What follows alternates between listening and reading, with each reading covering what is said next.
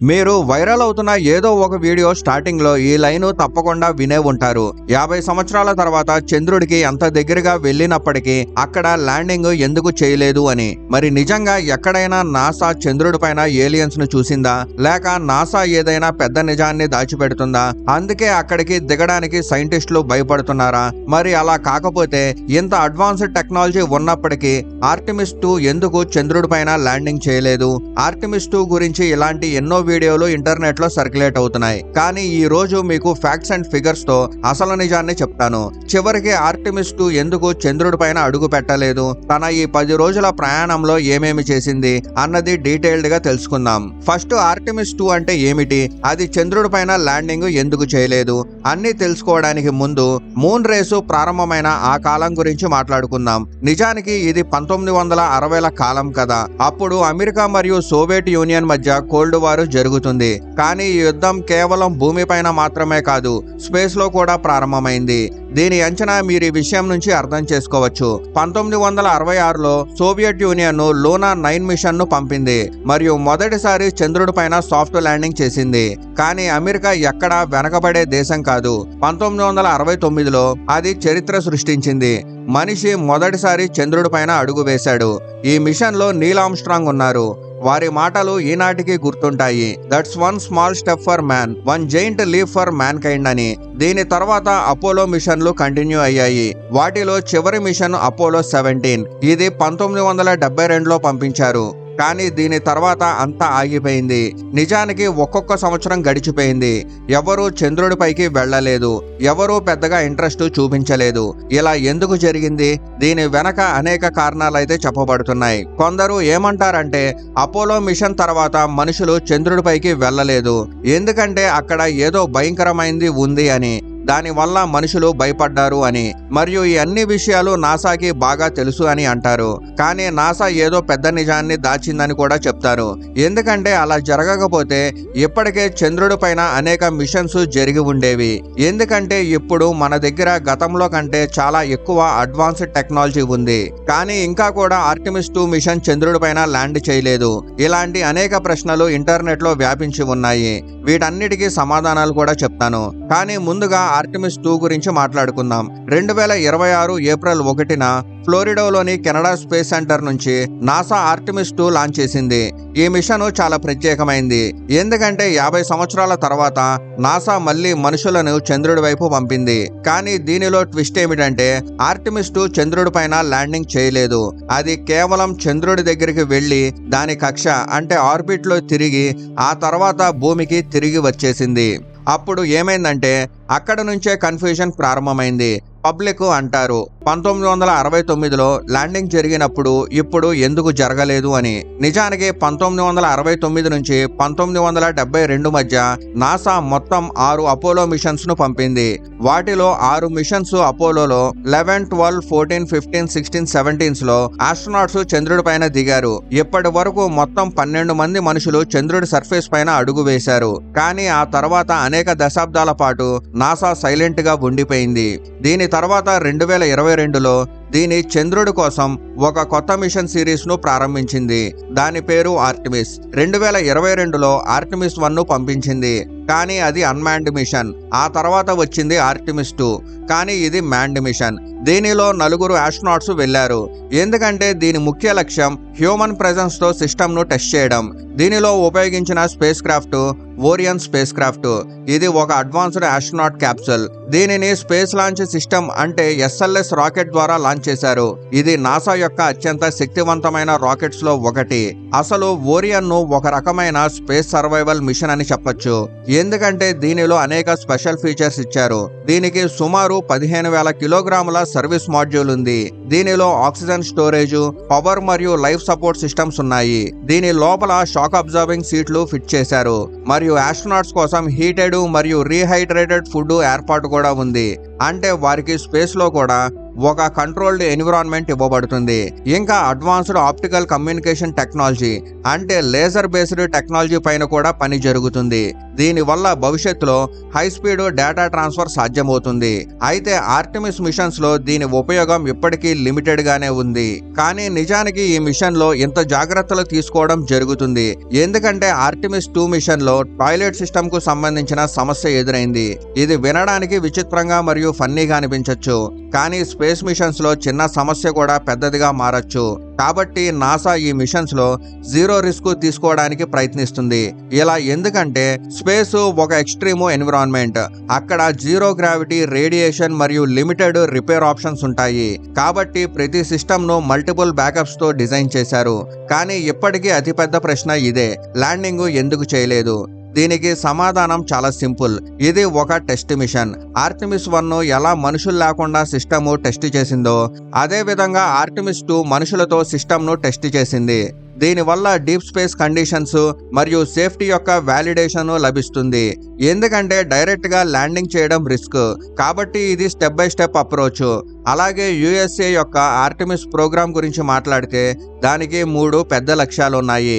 మొదటిది మనుషుల్ని మళ్ళీ చంద్రుడి పైన పంపడం, రెండవది అక్కడ ఒక స్టేబుల్ బేస్ ని నిర్మించడం, మూడవది భవిష్యత్తు మార్స్ మిషన్స్ కు సన్నాహాలు చేయడం. అయితే ఆర్టెమిస్ 2 ఒక ఫ్లైబై మిషన్. అది చంద్రుడి చుట్టూ తిరిగి వచ్చేసింది. ఈ మిషన్ లో మొత్తం 4 ఆస్ట్రోనాట్స్ వెళ్లారు. వారిలో commander Reid Wiseman, Victor Glover. Moon mission పైన వెళ్లిన మొదటి African American astronauts. Christina Koch చంద్రుడి దగ్గరికి వెళ్లిన మొదటి మహిళ, మరియు జెర్మీ హాసన్ కెనడా ఆస్ట్రోనాట్. అత్యంత ప్రత్యేకమైన విషయం ఏంటంటే మొదటిసారి ఏ నాన్ అమెరికన్ ఆస్ట్రోనాట్ ఈ మిషన్ లో చేరడు, మరియు మొదటిసారి ఒక మహిళ చంద్రుడి దగ్గరికి చేరుకుంది. దీనివల్ల ఈ మిషన్ డైవర్సిటీని కూడా షోకేస్ చేస్తుందని చెప్తున్నారు. ఇప్పుడు మీ మనసులో చాలా ప్రశ్నలు వస్తున్నాయని అర్థమవుతుంది. ఈ మిషన్ నుంచి ల్యాండింగ్ జరగకపోతే దీనికి ఇంత హైప్ ఎందుకు అని. దీని వెనక కూడా అనేక కారణాలున్నాయి. మొదటిది, ఇది టెక్నాలజీ టెస్టర్ గా పనిచేసింది.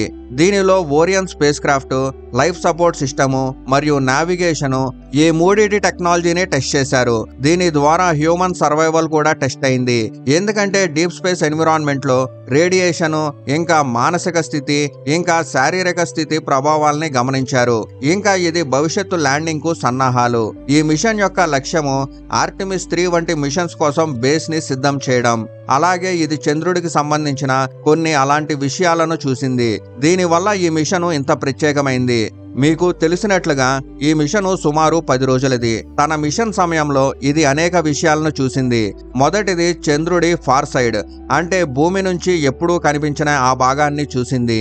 ఈ మిషన్ లో ఉన్న ఆస్ట్రోనాట్స్ చెప్పారు చంద్రుడి ఈ భాగం వారి ఊహించిన దానికంటే చాలా ఎక్కువ డిఫరెంట్ గా మరియు చాలా రగ్గడ్ గా ఇంకా రఫ్ గా ఉంది అని. ఇంకా వాళ్ళు ఒక అలాంటి ఇన్సిడెంట్ ని చూశారు. దాన్ని చూసి వాళ్ళు ఆశ్చర్యపోయారు. ఎందుకంటే చంద్రుడి సర్ఫేస్ పైన చాలా అందమైన లైట్ కనిపించింది. అది మెరుపుల యొక్క లైట్. నిజానికి వాళ్ళు చంద్రుడి పైన చిన్న చిన్న మెటరాయిడ్స్ సర్ఫేస్ తో ఢీకొనడం చూశారు. దీనివల్ల ఫ్లాషెస్ ఆఫ్ లైట్ వచ్చింది. దీనివల్ల చంద్రుడు సర్ఫేస్ పైన మైక్రో ఇంపాక్ట్స్ కంటిన్యూస్ గా జరుగుతూ ఉంటాయని తెలుస్తుంది. ఈ మిషన్ సమయంలో మరొక అత్యంత ప్రత్యేకమైన దృశ్యం కనిపించింది. అది మన భూమి యొక్క దృశ్యం. నిజానికి అంతరిక్షం నుంచి మన భూమి ఒక చిన్న బ్లూ మరియు వైట్ డాట్ రూపంలో కనిపించింది. దీనిని అప్పుడప్పుడు a new view of earth అని అంటారు. దీనితో పాటు ఆస్ట్రోనాట్స్ చంద్రుడి సౌత్ పోల్ యొక్క సర్ఫేస్ నిర్మాణాన్ని కూడా స్టడీ చేశారు. ఇది భవిష్యత్తు మిషన్స్ కోసం చాలా ముఖ్యమైనదిగా కన్సిడర్ చేస్తున్నారు. ఇంకా వాళ్ళు టెర్మినేటర్ జోన్, అంటే చంద్రుడి పగలు మరియు రాత్రి మధ్య బోర్డర్ ని కూడా డాక్యుమెంట్ చేశారు. అక్కడ సూర్యుడు కాంతి వల్ల సర్ఫేస్ పైన పొడవైన నీడలు ఏర్పడతాయి. నిజంగా ఈ ఏరియా సైంటిఫిక్ గా చాలా ఇంపార్టెంట్. కానీ ఈ మిషన్ యొక్క అత్యంత ప్రత్యేకమైన విషయం కేవలం సైంటిఫిక్ డేటా మాత్రమే కాదు, ఆస్ట్రోనాట్స్ యొక్క ఎమోషనల్ ఎక్స్పీరియన్స్ కూడా. ఎందుకంటే 10 రోజుల పాటు అంతరిక్షంలో ఉండి చంద్రుడి చుట్టూ చక్కర్లు కొడుతూ వాళ్ళు కేవలం డేటా కలెక్ట్ చేయడం మాత్రమే కాకుండా మానవ చరిత్రలో ఒక కొత్త అధ్యాయాన్ని కూడా అనుభవించారు. ఇంకా ఈ మిషన్ భవిష్యత్తు ఆర్టెమిస్ 3 కోసం మార్గం ఈజీ చేస్తుందని భావిస్తున్నారు. దీనిలో మనుషులు నిజంగా చంద్రుడి సర్ఫేస్ పైన అడుగు వేస్తారు. ఇది ఆర్టిమిస్ 2 గురించి. ఇప్పుడు ఈ కథను కూడా తెలుసుకుందాం. దీనివల్ల 1972 తర్వాత ఎవరు చంద్రుడి పైన అడుగు వేయలేకపోయారు. కానీ ఇక్కడ నేను మీకు చెప్పాలనుకుంటున్నా, దీని వెనక ఎలాంటి కుట్రలు లేవు. 3 సాలిడ్ రీజన్స్ ఉన్నాయి. మొదటి రీజన్ కోల్డ్ వార్ ముగియడం. నిజానికి కోల్డ్ వార్ స్పేస్ రేస్ కు మోటివేషన్ ఇచ్చింది. అమెరికా గెలిచిన తర్వాత ఇంట్రెస్ట్ తగ్గిపోయింది. రెండవది దీని అత్యధిక ఖర్చు. అపోలో ప్రోగ్రాం నాసా బడ్జెట్ లో సుమారు 4 నుంచి 5% తీసుకుంటుంది. ఇది చాలా ఎక్కువ. మూడవది మరియు అత్యంత ప్రత్యేకమైంది టెక్నాలజీ మరియు సైంటిఫిక్ రిటర్న్. ప్రతి మిషన్ నుంచి దాదాపు ఒకే రకమైన డేటా వస్తుంది. దీనివల్ల కొత్త సైంటిఫిక్ లాభాలు తగ్గిపోయాయి. కాబట్టి నాసా తన ఫోకస్ ను మార్చి స్పేస్ షటిల్, శాటిలైట్ మరియు మాస్ మిషన్స్ పైన పెట్టింది. కానీ నాసా చంద్రుడిని మర్చిపోలేదు. అందుకే 5 దశాబ్దాల తర్వాత ఆర్టెమిస్ ప్రోగ్రాం రూపంలో మళ్ళీ తిరిగి వచ్చింది. కానీ అత్యంత ఆసక్తికరమైన భాగం ఏంటంటే ఇది కేవలం సైన్స్ మాత్రమే కాదు, ఇది ఒక కొత్త స్పేస్ రేస్. దీనిలో 1 లేదా 2 కాదు, చాలా దేశాలు ఉన్నాయి. రష్యా, చైనా, ఇండియా, జపాన్ మరియు అమెరికా. చైనా గురించి మాట్లాడితే చైనా కూడా మూన్ వైపు చాలా వేగంగా ముందుకు వెళ్తుంది. దాని చాంగ్ మిషన్స్ కంటిన్యూస్ గా జరుగుతున్నాయి. ఇంకా అది చంద్రుడి ఫార్ సైడ్ పైన కూడా ల్యాండింగ్ చేసింది. నిజానికి చైనా 2030 నాటికి హ్యూమన్ ల్యాండింగ్ టార్గెట్ కూడా ఉంది. అలాగే ఇండియా గురించి మాట్లాడితే ఈ రేసులో చాలా ఆలస్యంగా చేరింది. దీని అంచనా మీరు ఈ విషయం నుంచి అర్థం చేసుకోవచ్చు. మనుషులు చంద్రుడి పైన చేరుకున్నప్పుడు ఇండియాలో ఇస్రో సరిగ్గా స్థాపించబడలేదు. అది 1962. అప్పుడు ఇంకోస్ఫర్క్ అంటే Indian national committee of space research ఏర్పడింది. మరియు 1969లో ఇస్రో ఏర్పాటైంది. అంటే అపోలో మిషన్స్ జరుగుతున్నప్పుడు ఇండియా తన ప్రారంభం కూడా చేయలేదు. కానీ ఈ రోజు ఇండియా ఒక బలమైన స్పేస్ ప్లేయర్ గా ముందుకు వచ్చింది. మనము అనేక విజయవంతమైన మిషన్స్ పంపాము. చంద్రయాన్ జర్నీ గురించి మాట్లాడితే 2008లో చంద్రయాన్ 1 పంపించారు. ఇది మొదటిసారి చంద్రుడి పైన వాటర్ సోర్సెస్ అంటే వాటర్ మాలిక్యూల్స్ యొక్క ఆధారాలను కనుక్కుంది. దీని తర్వాత 2019లో చంద్రయాన్ 2 పంపించారు. దాని ల్యాండింగ్ విజయవంతం కాలేదు, కానీ దాని ఆర్బిటర్ ఈనాటికి పనిచేస్తుంది. ఆ తర్వాత 2023లో వచ్చిన చంద్రయాన్ 3లో ఇండియా విజయవంతమైన సాఫ్ట్ ల్యాండింగ్ చేసింది. అది కూడా చంద్రుడి సౌత్ పోల్ పైన. ఇండియా ఇలా చేసిన 4వ దేశమైంది. మరియు ఆగస్టు 23న ఇప్పుడు ఇండియాలో నేషనల్ స్పేస్ డే కూడా జరుపుకుంటారు. కాబట్టి ఇండియా గురించి మీకు తెలుసు. ఇంకా ఇండియా ఇప్పుడు చంద్రయాన్ 3 వరకు పంపేసింది. అయితే ఇప్పుడు చంద్రయాన్ 4కు సన్నాహాలు చేస్తుంది. దీనిలో శాంపుల్ ని తిరిగి తీసుకురావడం లక్ష్యం. ఇంకా లూక్స్ మిషన్ కూడా రేసులో ఉంది. ఇది జపాను మరియు ఇస్రో యొక్క జాయింట్ మిషన్.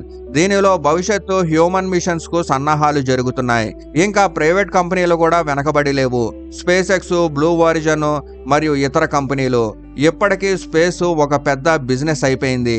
నాసా గురించి మాట్లాడితే నాసా స్పేస్ లో ఇప్పటికీ అతిపెద్ద ఆధిపత్యం కలిగి ఉంది. నాసా యొక్క లాంగ్ టర్మ్ గోల్ చంద్రుడి పైన ఒక పర్మనెంట్ బేస్ నిర్మించడం. ఎందుకంటే అక్కడ నీరు అంటే వాటర్ ఐస్ దొరకచ్చు. దీనివల్ల ఫ్యూయల్ ప్రొడక్షన్ మరియు మార్స్ మిషన్ కోసం బేస్ రెడీ చేయొచ్చు. అయితే దీనికి కేవలం ప్రయోజనాలు మాత్రమే కాదు, కొన్ని ప్రమాదాలు కూడా ఉన్నాయి. దేశాలు చంద్రుడిని పంచుకోవడం ప్రారంభిస్తే, లేదా మిలిటరీ ఉపయోగం మొదలైతే, లేదా న్యూక్లియర్ బేస్లు నిర్మించబడితే భవిష్యత్తులో కాన్ఫ్లిక్ట్స్ పెరగచ్చు. ఇంకా ఫ్యూయల్ మరియు కాస్ట్ సమస్య కూడా ఉంది. ఇంత దూరం మళ్ళీ ప్రయాణం చేయడం ఖరీదైంది. రేడియేషన్ కూడా ఒక పెద్ద హెల్త్ సమస్య. వేగంగా వెళ్తే ఎక్కువ ఫ్యూయల్ ఖర్చు అవుతుంది, నెమ్మదిగా వెళ్తే ఎక్కువ సమయం పడుతుంది. చంద్రయాన్ 3 దీనికి మంచి example. Slow but fuel efficient. ఇప్పుడు ప్రశ్న ఏమిటంటే, మనం చంద్రుడి పైన సెటిల్ అవుతామా, లేదా ఇది కేవలం పవర్ గేమ్ మాత్రమేనా? 50 సంవత్సరాల తర్వాత మనుషులు మళ్ళీ చంద్రుడి వైపు వెళ్తున్నారు. కానీ ఈసారి కేవలం ఎక్స్ప్లోరేషన్ మాత్రమే కాదు, కాలనైజేషన్ సన్నాహాలు. గుర్తుంచుకోవాలి, నెక్స్ట్ మనిషి చంద్రుడిపైకి వెళ్తే అతను కేవలం తిరగడానికి వెళ్ళడు, అక్కడ ఉండడం కూడా ప్రారంభించవచ్చు. అయితే దీని గురించి ఇంటర్నెట్ పైన అనేక క్లెయిమ్స్ చేస్తున్నారు. చంద్రుడి పైన ఏలియన్స్ దొరికారు, నాసా భయపడింది, లేదా ఏదో సీక్రెట్ దాస్తుంది. కానీ నిజమేంటంటే ఈ క్లెయిమ్స్ కు ఎలాంటి సైంటిఫిక్ ఆధారాలు లేవు. నాసా మిషన్స్ పూర్తిగా డాక్యుమెంటెడ్, ఇంకా పబ్లిక్ గా ఉంటాయి. ఏదైనా అసాధారణంగా జరిగితే దాన్ని దాచడం దాదాపు అసాధ్యం. ఇప్పుడు నిజమైన గేమ్ ఆర్టెమిస్ 3లో ప్రారంభమవుతుంది. దీనిలో హ్యూమన్ ల్యాండింగ్ జరుగుతుంది. దీని తర్వాత ఆర్టెమిస్ 4. మరియు ముందుకు వెళ్లే మిషన్స్ లో లూనార్ బేసు ఇన్ఫ్రాస్ట్రక్చరు మరియు రీసెర్చ్ ల్యాబ్స్ నిర్మించబడతాయి.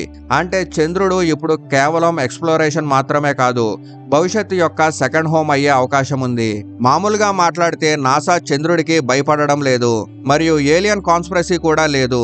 ఆర్టిమిస్ 2 ఏ ఫెయిల్యూరు కాదు, అది ఒక కేర్ఫుల్లీ ప్లాన్డ్ స్టెప్. ఎందుకంటే ఇది ఒక పెద్ద లాంగ్ టర్మ్ విజన్ లో భాగం.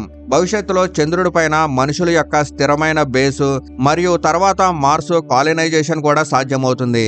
ఇప్పుడు ప్రశ్న మీకు అనిపిస్తుందా మూన్ కాలనైజేషన్ అవసరమా, లేదా ఇది కేవలం ఒక ఖరీదైన ఎక్స్పెరిమెంట్ మాత్రమేనా? మీ అభిప్రాయం కామెంట్లో చెప్పండి.